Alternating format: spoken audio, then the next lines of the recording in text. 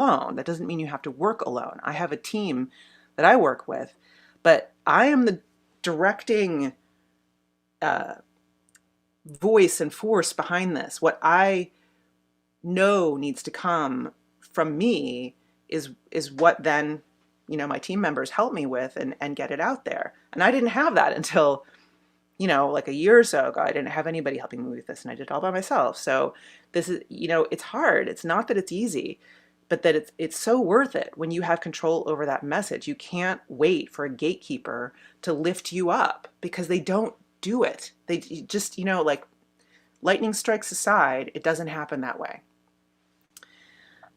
So really, really glad to be here with you today about this topic. I see a question in the Ask a Question box. Let me get in there. JM says, I share quite a bit of my art and comic making process on social media, but how much is too much? Am I saturating my own brand? Really good question, JM. I don't think that sharing your process regularly on social media is too much. I don't think there is too much for something that is essentially a brand channel. You should be sharing as much as you feel like you want to be sharing. But I also know that you aren't getting the engagement that you want from your posts. You do great work, and I see it on social media, and I like it, and I enjoy seeing it. But sometimes there's not, there are ways that you could do it in such a way where you don't have to post as often if you don't want to. You can if you want to. But you need to offer people more of a kind of hook into it, because there's a way in which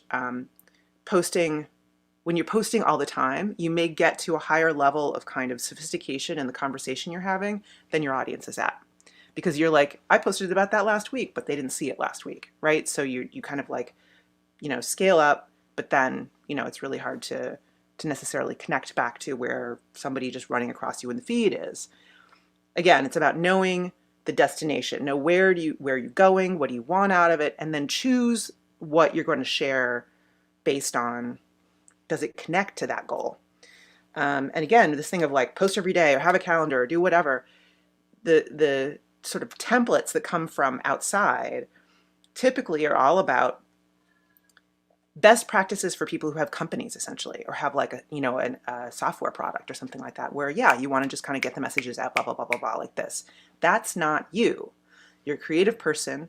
You make individual, unique work that needs to find the right kinds of readers and viewers and listeners and watchers, and to find those people takes a very different kind of strategy. And it's very much about connecting, not you, again, not TMI, not like all of your junk, but your brain, your thinking, your way of engaging with the world, connecting that to people on the outside. And that is really the key to it all. So any other questions, go ahead and get them in the chat while I'm still here. I'm just going to wrap this up in a couple of minutes. Tomorrow's training, I think, is going to be really interesting to a lot of you. We're going to talk about the giant elephant in the room for people, creative people who want to share their work and want to grow their audience, which is this deep fear that people will hate me if I do this. And we're going to talk about that. We're going to talk about why you might feel that way and how to kind of minimize those feelings so that it doesn't get so painful and difficult. So I'm going to be back tomorrow to talk about that fear that if you promote yourself, people will hate you. And they will not, by the way. They will be there and love you because you're going to be sharing something that they're going to really want. But let's talk about why tomorrow. So 2 o'clock here, either on Crackcast or on Facebook, either way.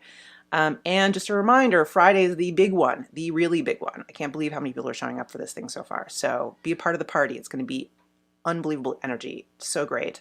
And that's at authenticvisibility.co. That's not .com, it's not me, .co.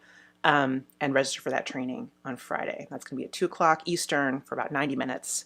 Really looking forward to that one.